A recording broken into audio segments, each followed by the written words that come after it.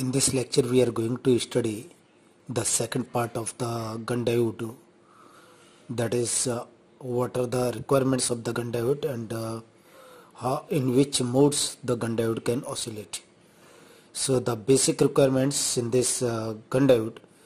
is that the doping concentration of the diode should be between 10 power 14 to 10 power 15 per centimeter cube at room temperature, whereas the typical dimension should be of that diode in cross section wise 150 micrometer multiplied by 150 micrometer, but the length of the diode can be of 30 micrometer long. And the basic requirement that when it will be oscillating in the gun mode, that time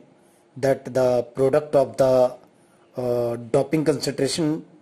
and the length of the diode should be greater than the permittivity of that dielectric material of which the diode has been made, and the velocity of the electrons,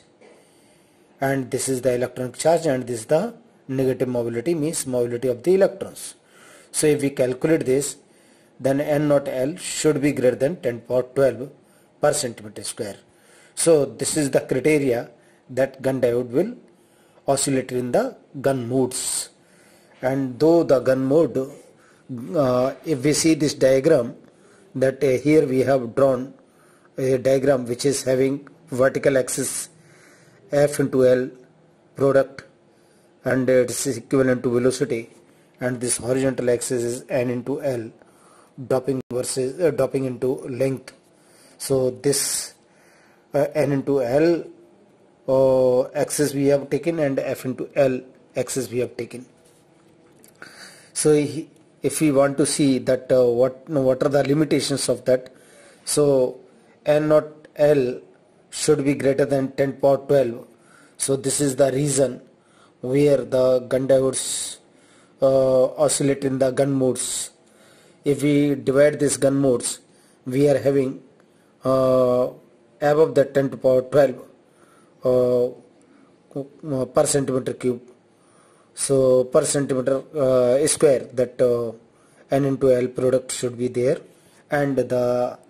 velocity, that is F into L product, should be approximately 10 power 7. So gun mode is that is transit time mode. So this is basically known as gun mode when the electron velocity is 10 power 7,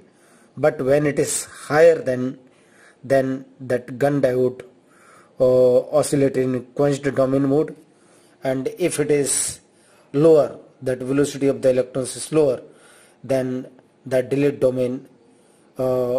mode occurs in the diode. So here the high field domain will move little bit slower, and here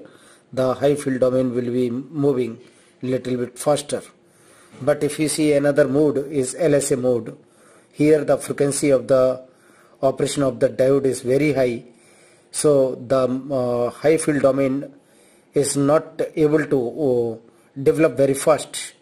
That's why a limited space charge accumulation occurs, and that travels down through the diode, and then also we get oscillations. So here we have seen this diagram which has been plotted against N naught L and F into L, and here if you see this mode